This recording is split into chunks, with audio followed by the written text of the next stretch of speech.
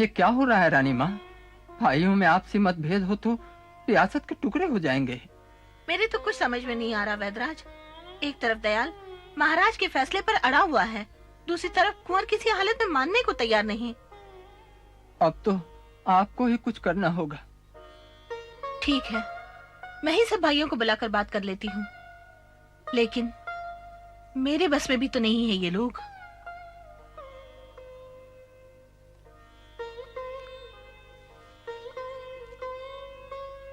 राष्ट्रपति नहीं आया? उसके आने न आने में कौन सा फर्क है माँ? मेरे लिए तो सब बराबर हैं दयाल। जो भी निर्णय हो सबके सामने हो। अब कौन सा निर्णय शेष है? संपूर्ण रियासत पे दादा ने कब्जा कर ली। महाराज के बंटवारे, अदालती फैसले सब उनके मातहत हो गए। लेकिन वे हमारी जिंदगी में कोई बाधा तो नहीं डाल रहे। न हमारे खर्चों पे रोक है और न ही उनके प्यार में कोई कमी। रियासत का प्रबंध अब अंग्रेज अफसर करेंगे। दरखास्त दी गई है। दादा को न मुझ पर भरोसा है न मेरी जरूरत। ये किसी के भरोसे या उसकी जरूरत का नहीं, मजबूरी का मामला है दयाल। जमींदारी पर चढ़े बेहिसाब कर्जे का तुम्हें तो अंदाजा है। जिन्हें खजाना अदा करना है उन्हीं पर जिम्मेवारी थोपना जमींदारी बचाने की अकेली सूरत रह गई है। रैयतों पर बेहिसाब बाकी लगान का भी अंदाज है मुझे। इसकी कड़ी वसूली भी तो एक सूरत है। नहीं, कतई नहीं। रैयत बेहाल है। लगान के नाम पर उसकी चमड़ी नहीं बखोरी जा सकती। यह उदारता आप अपने रैयतों तक सीमित रखिए। इसीलिए जायदाद बांटी गई थी। इसीलिए मैंने कभी इस फैसले को मंजूर नहीं किया। जिसे रियाया के आंसू की परवाह नहीं वो उनका मालिक नहीं हो सकता। ये मेरा ही नहीं, बाबा हुजूर का भी उसूल था। उनके उसूल का आदर होता तो मुकदमेबाजी ही न होती। तो क्या हम तकरार के लिए बुलाए गए हैं? सुलह का ऐसा कोई इकरारनामा नहीं हो सकता कुंवर सिंह कि सगों के बीच दरार न रहे। जैसे मैं इनका अपना हूं, वैसे ही समूची रियासत को ये अपना समझे। यही है सुलह का रास्ता।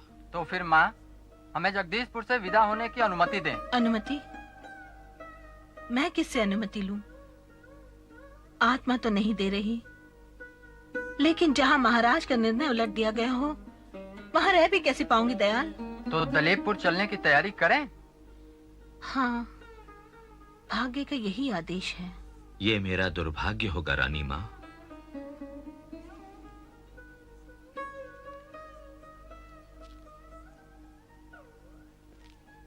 लेकिन रियासत की अखंडता कायम रखने के लिए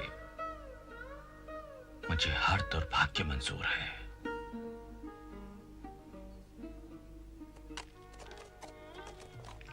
रानी चंद्रवदन कुंवर अपने दूसरे पुत्र दयाल सिंह के साथ दिलीपपुर चली गईं और जगदीशपुर के इतिहास में हक हिस्से के विवाद की एक और कड़ी जुड़ गई। इधर जमींदारी के साथ-साथ मुकदमेबाजी और पिता साहिबजादा सिंह द्वारा उठाया गया कर्ज भी कुंवर सिंह को विरासत में मिला।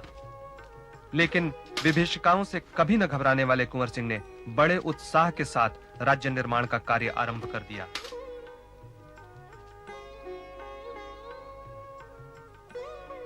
कुंवर सिंह के हृदय में सभी धर्मों के प्रति एक सा सम्मान था। उनके प्रशासन में जहां कई मंदिरों का निर्माण हुआ, वहीं मस्जिदों के निर्माण पर भी उन्होंने दिल खोलकर खर्च किया।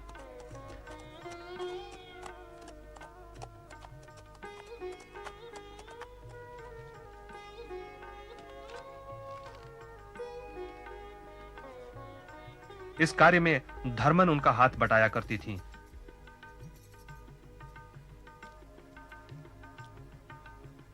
स्थल चयन से लेकर मस्जिद निर्माण के सभी कार्यों का संचालन उन्हीं की देखरेख में हुआ करता था।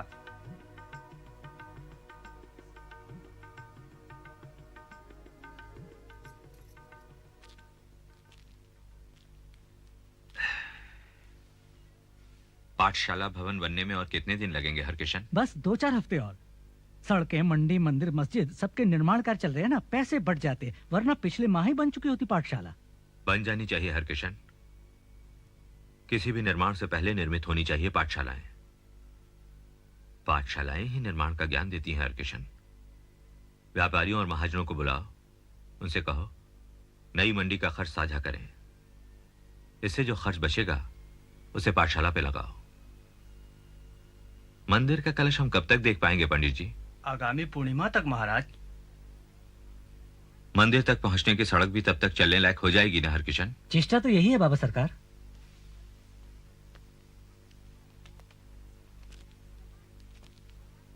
चेष्टा नहीं, संकल्प। संकल्प कहो हरकिशन। आर्थिक मजबूरियां हैं और रहेंगी, लेकिन ये मजबूरियां हमारी हैं, रियाया की नहीं।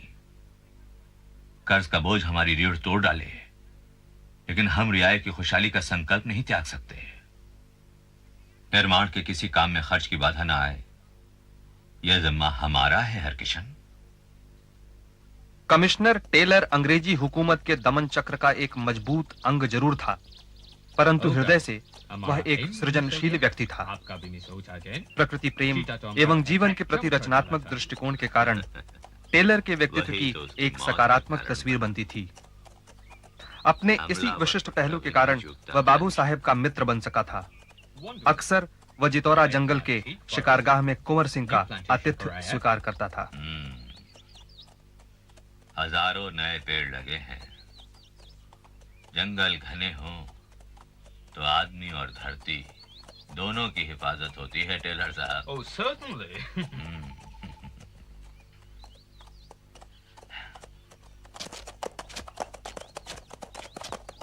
अपने राज्य के नव निर्माण के साथ साथ कुंवर सिंह ने अपनी रियासत की सुरक्षा पर भी पूरा ध्यान दिया। युद्ध कला में प्रशिक्षण तथा अस्त्र शस्त्र के निर्माण के लिए कारखाना खोला गया।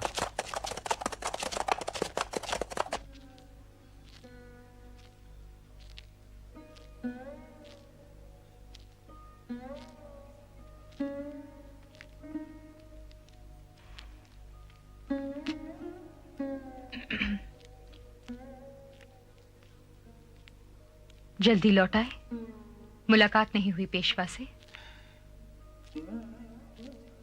ना होती तो अच्छा था।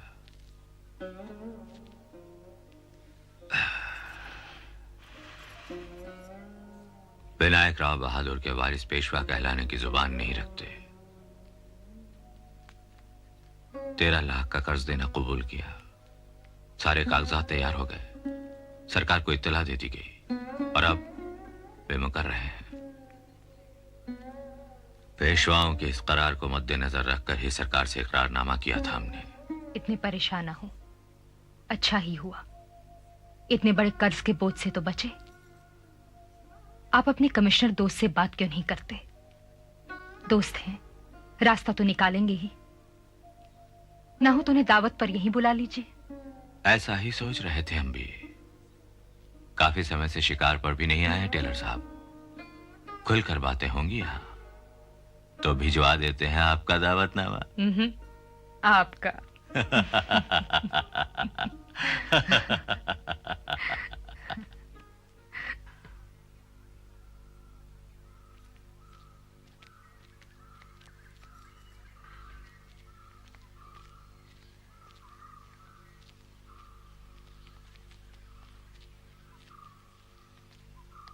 What's wrong with you? Tell me, please. बात क्या है? खुश नहीं दिखते? अफसोस महसूस कर रहे हैं आप? Of course. I'm your friend. दोस्त है आपका। आपका खुशी हमारा खुशी। और दोस्त का कर्ज, उसके रहन पड़ते गांव, बेईमान महाजनों की मुट्ठी में कट कट कर घटती बंद होती जमींदारी, बेहिसाब बकाए खजाने का अंधा सूद, ये सब नहीं है आपका। यह बदहाल किस्सा भी तो इसी दोस्त का है। बहुत angry दिखता, बहुत नाराज। I'm sorry my friend. हमको पहले ही बताना था। आपका एप्लीकेशन एक्सेप्ट हो जाएगा। जल्दी स्टेट मैनेजर मिल जाएगा। हम पूरा कोशिश करेगा। अब तो खुश? बहुत शुक्रिया आपका। बरतानिया हुकूमत को पत्र लिखकर कमिश्नर टेलर ने जगदीशपुर में एक अंग्रेज रेजिडेंट मैनेजर के बहाली की जोरदार वकालत की। बाबू साहब के बहुआयामी व्यक्तित्व का उल्लेख करते हुए उसने लिखा कि अन्य जमींदारों की तरह कुंवर सिंह का रिश्ता अपनी प्रजा के साथ एक शासक की तरह न होकर एक समर्पित सेवक सा था। जमींदारी पर चढ़े भारी कर्ज का जिक्र करते हुए उसने लिखा कि यह मूलतः उन्हें पूर्वजों से विरासत में मिला था। रियासत के कोष में धन नहीं होने के बावजूद कुंवर सिंह अपने प्रजा की सुख सुविधा के प्रति हमेशा सजग रहते थे। ऐसे व्यक्ति को महाजनों के अमानवीय जकड़ से मुक्त करना सबके हित में होगा। बाबू साहेब के अपार जन समर्थन का हवाला देते हुए टेलर ने हुकूमत को विश्वास दिलाया कि कुंवर सिंह की मदद से बिहार में अंग्रेजी साम्राज्य की जड़ें और मजबूत होंगी। हुकूमत पर कमिश्नर के पत्र का गहरा असर हुआ। हजरात, हम सभी पटना के बहवियों के लिए मसीह उस जमन साहब कोई नए नहीं हैं। आप दिल्ली और लखनऊ से कई खास बातों पर मशवरों के लिए हमारे बीच आए हैं। गुजारिश है तवज्जो देंगे। मुझे खुशी है कि लखनऊ और दिल्ली तक के सभी वहाबी लीडरों ने साथ बैठने की मेरी गुजारिश मंजूर की। आज पीर अली, अली करीब, इमामुद्दीन और आप सबको इकट्ठा पाकर मेरे हौसले बुलंद हो गए हैं।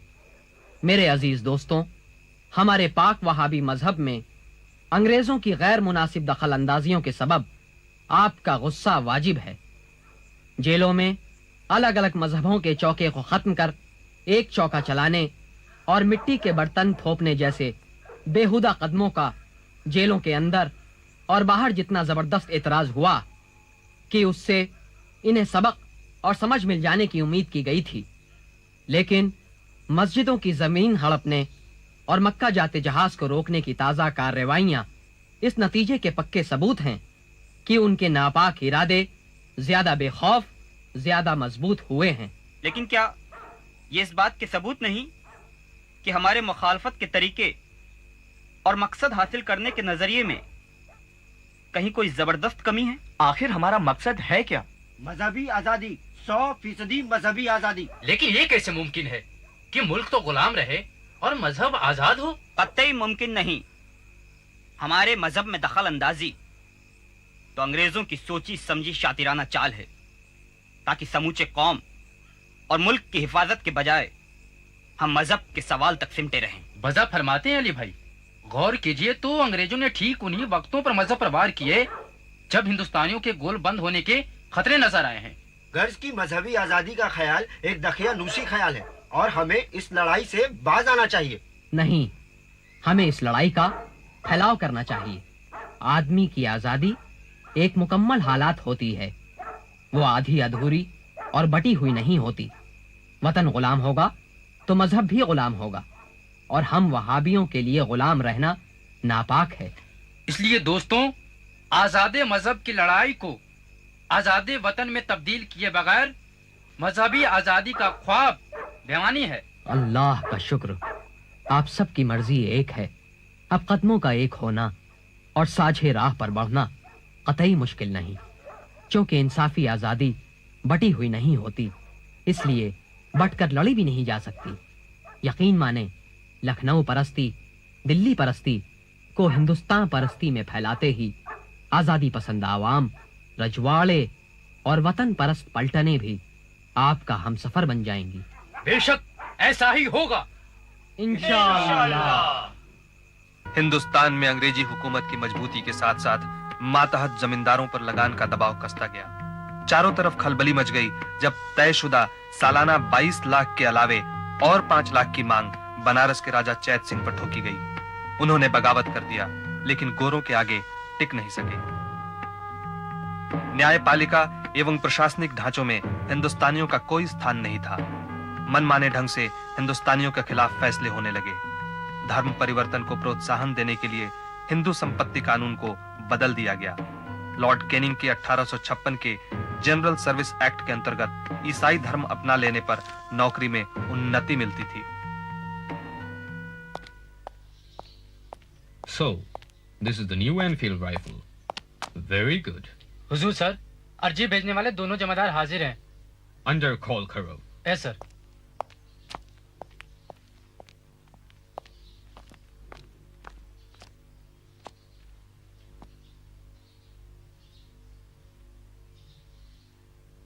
Do you know कितना dangerous, objectionable allegation लगाया तुम लोग? On what basis? क्या सबूत है तुम्हारे पास डिस्पैरिटी का? Prove it. सर, हमारे ही ओहदे का जनार्दन प्रसाद हमसे 1.5 गुना ज्यादा वेतन पा रहा है। कोई आउटस्टैंडिंग परफॉर्मेंस रहा होगा उसका, इंक्रीमेंट इनाम मिला होगा। हाँ सर, वो जनार्दन से जोनाथन बन गया है। हिंदू से क्रिश्चियन बन जाने का इनाम मिला है उसे। ओह शट अप, क्यों दिमाग खराब करता है? देखो, न्यू राइफल लिए, कितना अच्छा उसका रेंज एंड पावर, ये सब तुम लोग को मिलेगा। Major, load it.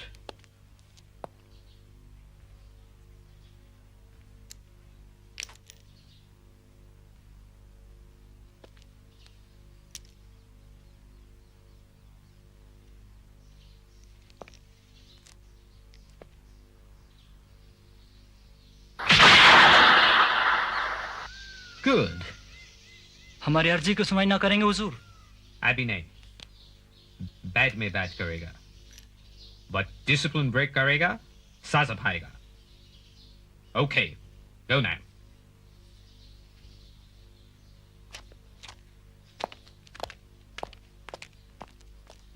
Watch him.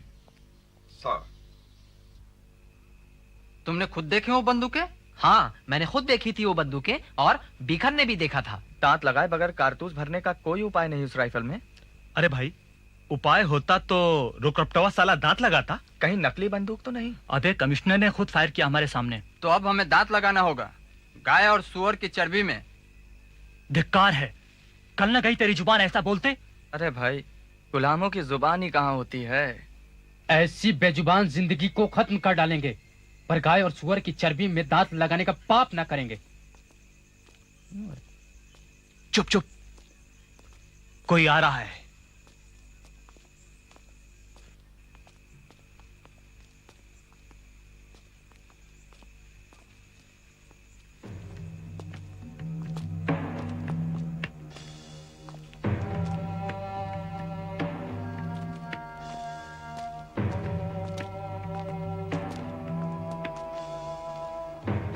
Tom, पंडित किधर है? हुक्म कीजिए। बाहर निकलो। Get up.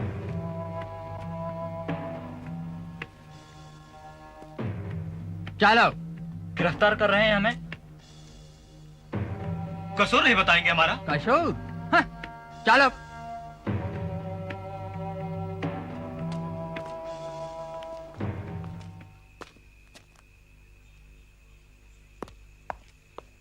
आज हमें कुछ फैसला कर ही लेना है।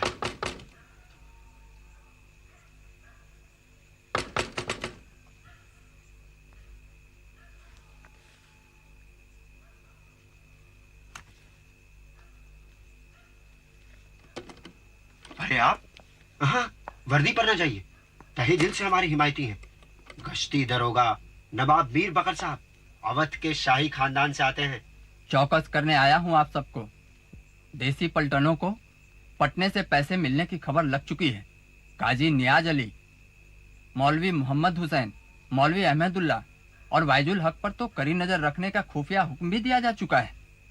मजलिसों की जगह फौरन बदल डालिए और इस तरह सारे बेशकीमती लीडरान एक बारगी जमा होने से परहेज कीजिए। लेकिन किसी ने तो उन्हें खबर दी होगी। कौन कर सकता है ऐसी गद्दारी? पता कीजिए, किसी ने मुंह खोला है जरूर, वरना दिल्ली तक के नुमाइंदे का सुराग कैसे मिलता?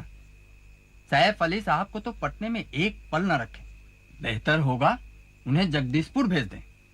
अच्छा, तो खुदा हाफिज। घबराइए नहीं, सिर्फ चौकसी बरतें और बाबू कुंवर सिंह को हर वाकये की इतला दें। तो वो वक्त आ गया जब जुदा रहकर भी हमें साथ रहना है और गोरे कुत्तों पर टूट पड़ना है। इंशाअल्लाह ऐसा ही होगा। नहीं, नहीं सरकार, नहीं, माफ कर सरकार, ना सरकार, ना, माफ कर सरकार, माफ कर। इस इलाके का लगान माफ हो गया सरकार। ना, ना, ना, ना। कलेक्टर साहब का फरमान है, कान खोल के सुन लो साहब। 10 दिन के भीतर अगर लगान अदा नहीं हुआ, एक एक की कुल की जब्ती हो जाएगी और जेल में खटते खटते सड़ जाओगे, समझे? अब बर्दाश्त नहीं होता भाई। गोरे बेलगाम जुल्म ढा रहे हैं। सब्र तो करना ही होगा। गोरे हुकूमत से टकराव के लिए सिर्फ हमारा मिलाप तो काफी नहीं। बाबू कुंवर सिंह और दूसरे राज रजवाड़े कब तक अपना इरादा पक्का करेंगे? बाबू कुंवर सिंह तो दिल से बागी हो चुके हैं, दूसरों के हाल ढुलमुल हैं फिलहाल। बस बाबू कुंवर सिंह का साथ मिल जाए तो अंग्रेजों की जड़ खोद डालेंगे, तब शायद पलटन भी बागी हो जाए। शायद नहीं भाई, बाबू साहब के एक इशारे पे दानापुर की पलटन अंग्रेजों का तख्ता पलट देगी। और यकीन मानो उनका इशारा होगा और ऐन माकूल वक्त पे होगा। या अल्लाह, ऐसा ही हो। दीन और दिल्ली के लिए हम अपने खून की आखिरी बूंद तक बहा देंगे। Kunwar Singh, I don't believe it. This may not be a genuine correspondence. राजा कौर सिंह के तरफ से हमारे इनविटेशन का जवाब आया? कब आते? अभी तक तो कोई जवाब नहीं आया है सर। Very strange. पता लगाओ और मैसेज दो। दिल्ली का रीजन मांगता commissioner. Yes sir. Excuse me, sir.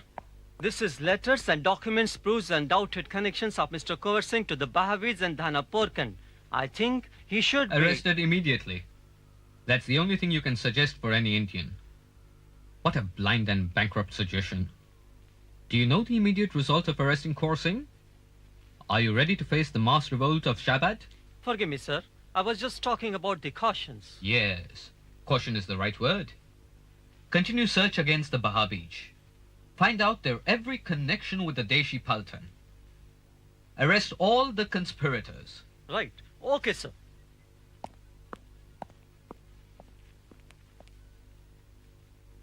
वहाबियों का शुरुआती मकसद एक छोटा सा मकसद था हुजूर। तब हम दिल्ली और लखनऊ परस्ती की हदों में बंद और बटे हुए थे, लेकिन आज हम सब ने अपने बाजू जोड़ लिए हैं और इन उठे हुए बाजुओं पर एक ही ऐलान है, आजादी, मादरे वतन की आजादी। हमें तुम्हारे संकल्प की खबर है पीर अली, इसलिए हमने सिर्फ हजारों सैनिकों की भर्ती नहीं की, तोप गोले और बंदूकें भी ढलवा रहे हैं।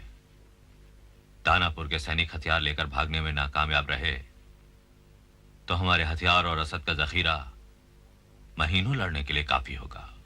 अब आपका साया मिल गया, अब हमें कोई गुलाम बनाए नहीं रख सकता।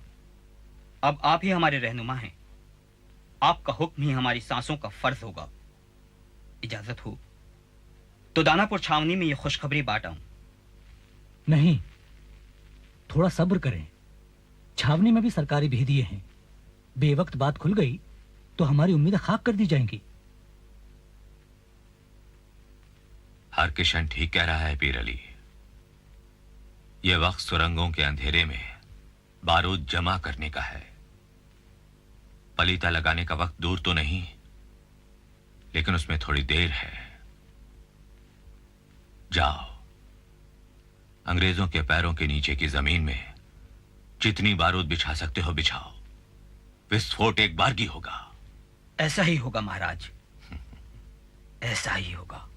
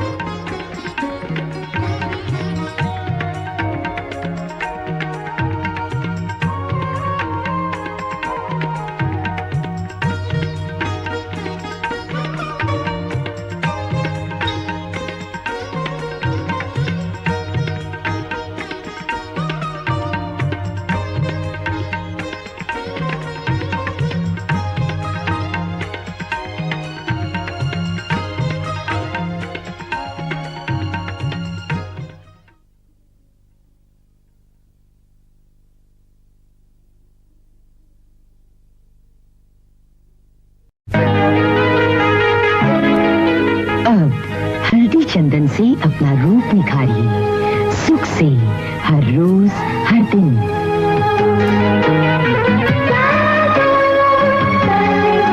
नया संतूर साबुन, शीतल चंदन की सुगंध, सौंदर्यदायक हल्दी के गुणों से भरपूर